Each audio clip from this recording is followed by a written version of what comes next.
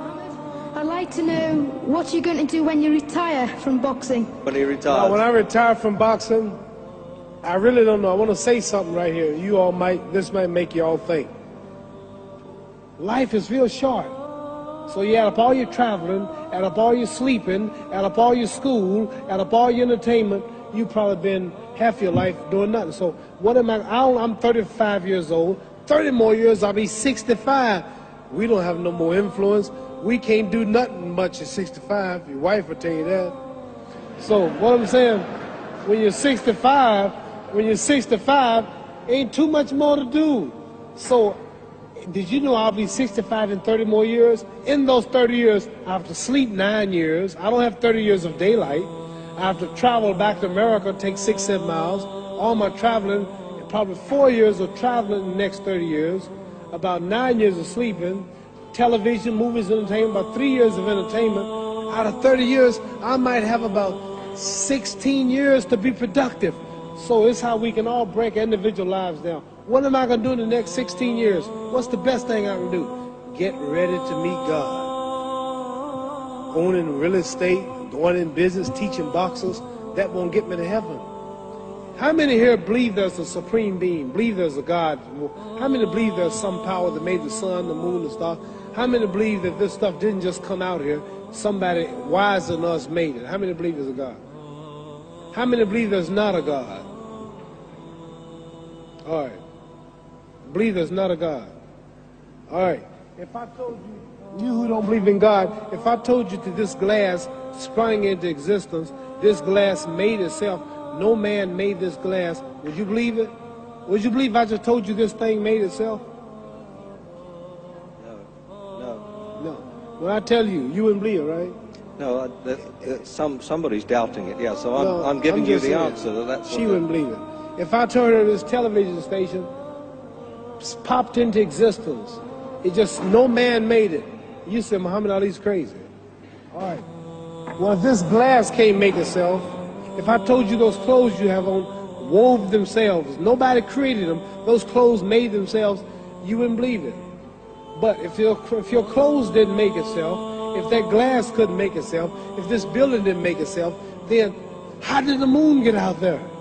How did the stars and Jupiter, Neptune and Mars and the sun, how did nature, how did all this come here if didn't know why is something planning to make it? So what I'm saying is, I believe we're going to be judged. Should a man like Hitler kill all the Jews and get away with it? Somebody should punish him. Maybe he get it, don't get it now, he get it when he died. In hell for eternity. So what I'm going to do when I get out of boxing is to get myself ready to meet God, because my plane might blow up. Don't planes blow up in this country sometime and crash? Don't people die every day? Not every day. It's a scary thing to think that I'm going to hell to burn eternally forever. So what am I going to do? The reason I'm taking I'm explaining what you asked me a question.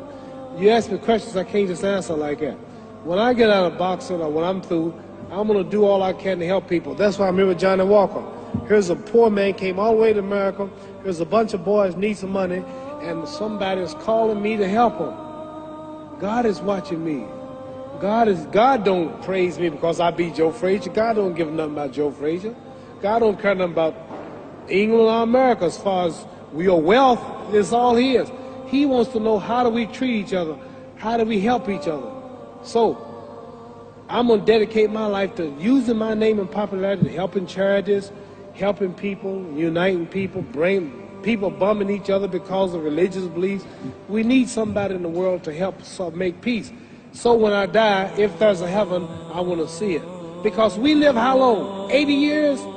The odds are everybody in this room, some of you are going to be dead 20 years from now, some of you are going to be dead 50 years from now, some are going to be dead 30, and some are going to be dead 60, 70 years from now. We all going to die soon. And if you live to be, say, 125 years old, which we don't do, right? Let's say we live to be 250, and you can have sex for 145 of those years. You're going to come to the end after that. So we don't have but about 80 years on earth. This is a test to see where will we spend our life in heaven and hell. This is not the life now. Your real self is inside you. Your body gets old. Some of you go to look at the fridge, you don't have no teeth. Your hair is leaving you. Your bodies get tired, but your soul and your spirit never die. That's going to live forever. So your body is just housing your soul and spirit. So God is testing us on how we treat each other, how we live, to see where our real home be in heaven. So this physical stuff don't last for so long. So my car, this building is going to be here when the man who built it dead. There have been many kings and queens of England. They're all dead. After this one is gone, another one will come. So we don't stay here. We're just trustees. We don't own nothing. Even your children are not yours. If you think I'm lying, your wife is not yours. You don't own your children. You don't own your family. So what am I saying? The most important thing about life is what's going to happen when you die. Are you going to go to heaven or hell? And that's eternity. How long is eternity? Let's imagine. Take the Sahara Desert. There's a lot of sand on the Sahara Desert, right? Then imagine that one grain of sand represents 1,000 years, and when you in hell burning, when you die and go to hell, you're going to burn forever and ever and ever, no end. How long is that? Give you an idea how long eternity is. Take the Sahara Desert, and I told you to wait 1,000 years. And every 1,000 years, I want you to pick up a grain of sand until the desert is empty.